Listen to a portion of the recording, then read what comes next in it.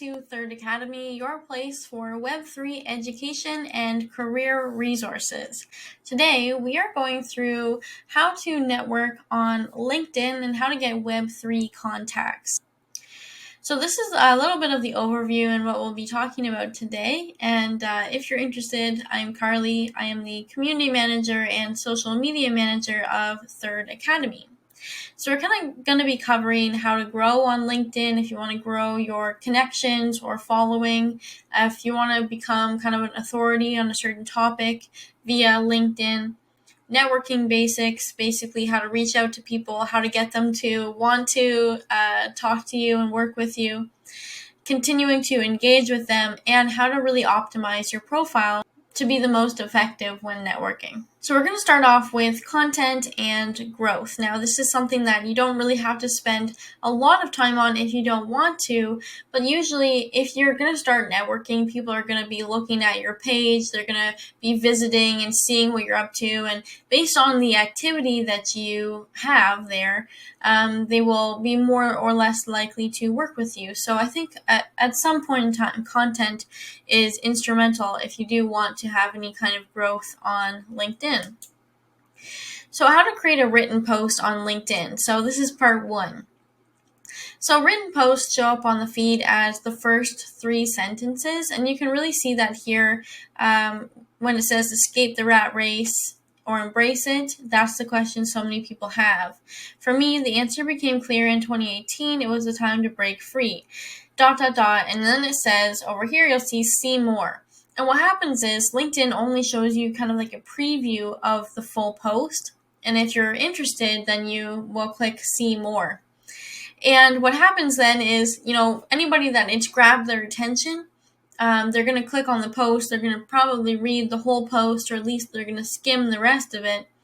And if they're extra interested, they're going to they're going to comment, they're going to check out Justin's LinkedIn page, see what he has to offer, and potentially become one of his customers because he sells LinkedIn courses. So this could be you if you're creating LinkedIn content in the form of written posts. And what you would do then if you're looking for a Web3 job or to connect to work on a project or something like that, you would write compelling written posts, probably about the topic that you're wanting to work in, or like the area that you're wanting to work in. For example, let's say community management. I might start to create posts every single day on LinkedIn and really start to share what I'm learning in community management. And from there, people will connect with me, look at my page, comment, and then if they have a job opening or something like that, they are going to be so accustomed to me, my personality, what I create, how I work, what I'm sharing, that they'll probably send me in a DM the job, right? They'll send me the job opening, ask me to apply, and that has happened to me a few times now, just from being able to create content on social media. So that's really the first part of how to create a written post. Is you have to remember that the whole post doesn't show up, and it's your job to really catch their attention in the first 3 sentences. That's what you have, right? You have a hook, you have a line, and you have a sinker. And if you've done your job correctly, they will click see more, they will start to become engaged, and they will become kind of like a fan of you on LinkedIn. So next we have more details, kind of like about a written post. So when creating a post, you have to think about the reader, right? Readers don't read everything anymore. They skim read. And I'm guilty of it. I think a lot of people are guilty of it. What will happen is they might read the first 3 sentences. And from there, they're interested, so they click see more. But they're not going to read the whole thing. What they're going to do is they're going to skim, and they're going to find words that jump out at them or seem intriguing, and that's actually going to be what gets them to continue reading. Now, if a post is too cluttered and it's like just a brick of text, that also is a negative thing because it just seems like so much that people can't skim it and they're just going to move on. They're not that interested. So what needs to happen, even when writing on LinkedIn, is to break up your writing. And there's a writing rhythm that goes 1-3-1. 131.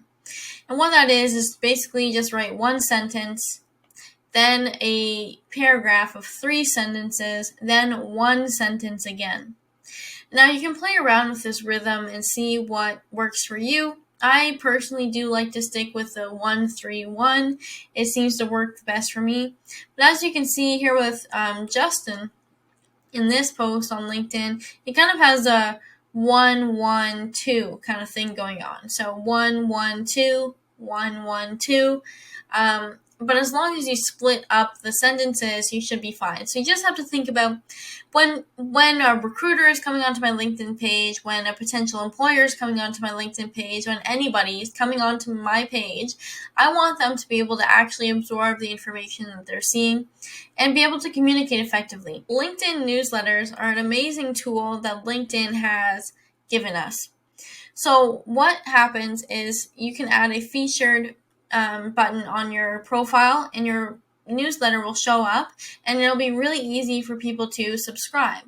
When you write a newsletter post and you publish it on LinkedIn, it actually does show up like an article on your page. So it gives you kind of organic reach throughout the whole of the LinkedIn platform to actually reach people that will read your content and subscribe to your newsletter. Now, the coolest thing about a LinkedIn newsletter is it does function like a real newsletter. And it shows up in the inbox, right? Because a lot of the times if you sign up for a newsletter, it'll actually show up in your spam, in your Gmail spam account, or in your social folder. But in LinkedIn, especially if someone has subscribed to your newsletter, it will show up in their inbox. And that's huge. That means that you can have such a high click-through rate of people actually opening your newsletter, reaching them. And then in case you wanted to sell them on content, or you wanted to continue to build authority in a topic or an area, in order to get a job in Web3, like let's say as a community manager, or maybe you're a developer, or you're in data analytics and you started a newsletter based on Web3 data, you would then have people signing up to your newsletter, and all of that information that you're publishing is going directly into their inbox. It is so cool. So my advice for you would be to start thinking about what have you learned over the past year. Where were you 2 years ago, and how did you get to where you are today? And start sharing all of that information, start sharing that knowledge, start sharing that wisdom.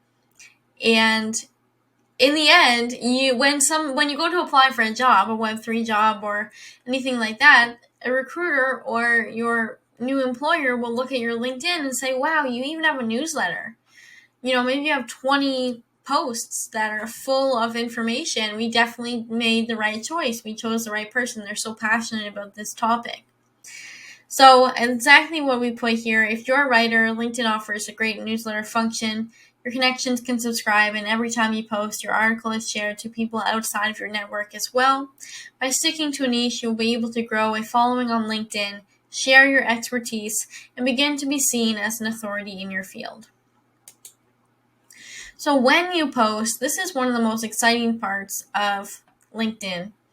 When you post, you can add hashtags to the bottom of your post. So if I was posting about community management, I would probably put hashtag community, hashtag Web3 community, and hashtag community management.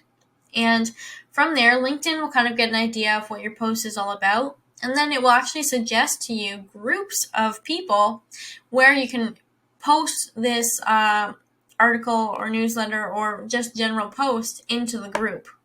So it will post it twice. It'll post it once in the group, and it will post it in the feed for everybody else to see. And that's just a great way for you to get your post out to more people. You reach more people, and you have a greater chance of kind of connecting with more people that way. So if you want to expand your reach and share your written content in groups, that's where you can do it. LinkedIn will automatically suggest these groups to you, and you can even start joining the groups yourself and networking there. So Web3 networking, now we're kind of getting into the thick of it, into how does networking actually work. So now we've kind of taken you through maybe setting up LinkedIn in a way where you're going to be creating content, right? we didn't really cover graphics or videos, but as you will see, if you are already active on LinkedIn, both graphics and videos are popular. So if you wanted to make your post stand out a little more, you could add a graphic or you could include a video. Although written content does really well on LinkedIn still, and so a lot of people, because they are at work, will opt to kind of read the written content and then comment on it. So let's get networking. All right, so creating connections. Networking on LinkedIn does not need to be difficult. I think that so often people make it more difficult than it has to be. It is a professional networking site, so that's what it's there for. And most of the people that are on LinkedIn want to connect with you. They realize that is what LinkedIn is for. So it takes the pressure off of networking. So your main priority when networking on LinkedIn is to be professional, keep your message short, and continue to share knowledge via your content, because as you start reaching out to more people, like I said, they're going to start viewing your page. And if you have knowledgeable content on there, they will want to connect with you, right? So one, get specific, right? Choose which industry you're wanting to enter. Like I said, Web3 is vast. It covers many different areas: supply chain management, data analysis, community management, social media management, programming, so many different fields. So wherever you are, whatever industry you choose, you want to enter that best suits you, choose your industry, niche down, get specific. Again, cybersecurity, sales, tech sales, whatever it is, right? Then you're going to want to add quality connections. So what happens on LinkedIn is you can go and type into the search bar on the top of LinkedIn. Let's say we're looking for cybersecurity. You would type in cybersecurity, and then you filter it through people, or you can filter it through jobs. And from there, you'll start to see a lot of different job postings come up, and in each of the job postings, you'll find the hiring manager. What you want to do is you want to add the hiring manager as a connection. Send them a very short DM, introductory message, and then continue to do that. So I would send 5 of those a day. If you really want to enter into the Web3 field, get a Web3 job, you're going to have to spend the time to do the networking. I think that's just crucial. And the more that you do this, the more that you connect in this space, you do start to realize that word of mouth is very important. And probably down the road, once you've been in the space for a while, people will just start recommending you. If you do a good job, if you're good at your job, they will start recommending you. So add quality connections, send your short introductory message, and connect further with them, and continue to share your content. So I have the 5x5 rule, which is 5 quality connections per day, 5 days a week. That's 80 new people as potential connections on LinkedIn per month. And if you are sending quality connections that are very niched down into your field, into the area that you're wanting to go into, there's no stopping you. So your message can be quite simple, and it does need to be quite short, because when you're sending an introductory message on LinkedIn, it does limit the characters. So your message could be something like, "Hi, my name is Carly. My goal is to be employed full-time as a Web3 community manager. I'm currently enrolled in the 3rd Academy Community Management course, and I'm sharing what I learned via my weekly newsletter. I'd love to connect with you and hear about your story, how you entered the Web3 space, and how you find employment. Happy to connect with you, and thank you for your time."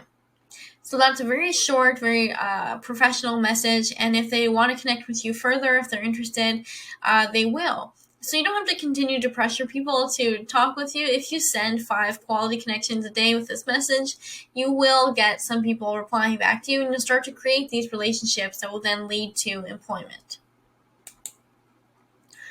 Now we are going into optimizing your profile, right? Because we kind of got into networking. That's really how you send out your first kind of seeds of networking. And from there, it's really about relationship management and continuing to hold yourself to a standard of, you want to be in the industry, you're willing to learn, you're sharing what you're learning, that type of thing.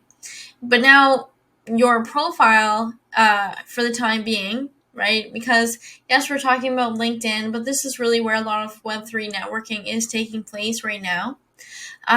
Your profile is really like your business card or your portfolio, right? People will go to your LinkedIn page and check it out to see, oh, I wonder what they've done, who they've worked with, what they're learning, what they're sharing. So it really is your business card, your portfolio, your resume, all of those things in one. So this is really your time to shine, right? This is your time to shine. So you have a professional photo. It doesn't have to be anything fancy, but just a photo that shows your face, your clear face, who you are.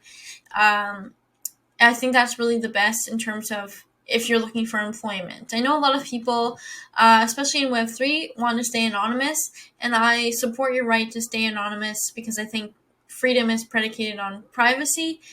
So feel free to do that, but I will say that when looking for employment, usually it is best to have your photo because people want to make sure that they're connecting with, a real person.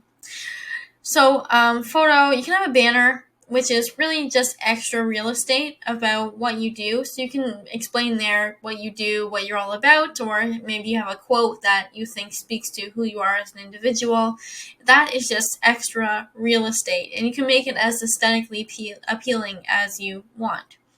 Also, you can use your intro sentence to share your category. Now, mine is pretty simple right now. It says journalist, writer, head of community and social media. And I also used my hashtags to say that I talk about blockchain, community management, and blockchain technology. Of course, I work at Third Academy, and so this is like the little blurb that you'll see if you were to click on my profile. It's a very, very quick and easy description of who I am, what I'm about, and what I do. Now, the About section is really your time to shine. I've seen some very simple About sections, and I've seen some About sections that are very, very detailed. It really depends on the individual and what the goal of your About page is, right? If you just want somebody to click over to your newsletter, maybe all you do is share a sentence about your newsletter. If you want to get a new job, you might share a little bit more about yourself. So this is where you can share information about who you are, and it is a chance to practice your storytelling. You can draw people in with your background, what you're passionate about, and what you are looking forward to doing next. So mine is a little bit about my background of how I got into the tech industry. It says back in late 2018 is when I kind of entered into starting to learn about blockchain and cryptocurrency. From there, I joined a DAO. I started a podcast. I've been in marketing and community management, and then I get into what I'm doing now at Third Academy. So I kind of a very brief overall summary of my work history, my experience so far, in case anybody's interested. But generally, that's what you can do, right? A very brief summary of who you are and the value that you can provide to a person or a company. Now, we get into your experience. This is where I see a lot of people on LinkedIn don't really communicate their experience in the best way possible, which is why I really did want to touch on this. This is kind of like your digital resume at this point in time, right? So if somebody is interested and recruiters are interested, they will go to your LinkedIn page. If all you have is the business and your title, that really doesn't tell them anything.